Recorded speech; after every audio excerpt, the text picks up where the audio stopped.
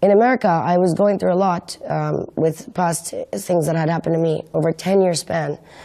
And my very close friends who have been there for me a lot in London are Saudi, and they gave me Quran.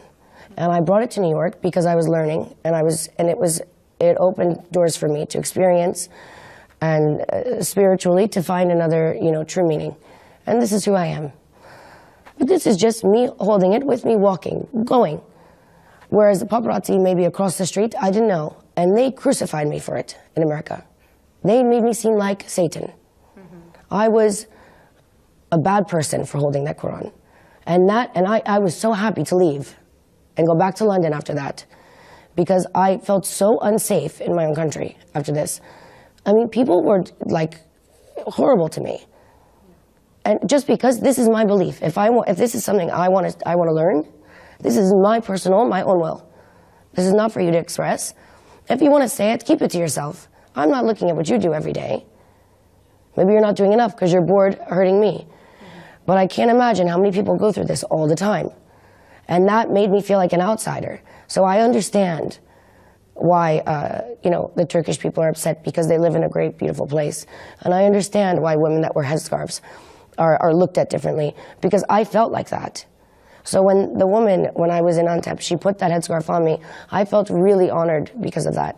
Because she went out of her own way to allow me to be part of her culture. And she didn't have to do that. I was a stranger to her. And I merely said I really liked the color of her headscarf, and she gave it to me. And maybe she only has 2, and she gave me 1. There's more to that story that occurs.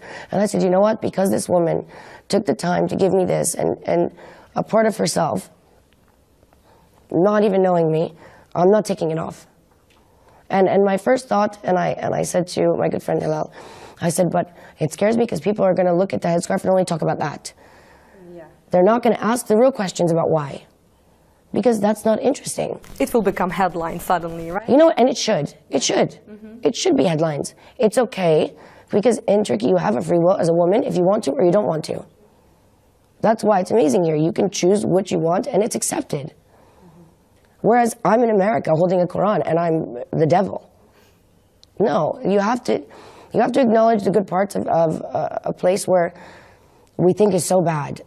People think it's so dangerous. It's like we're sitting in a really nice place, and we're very lucky to even be here. Yeah.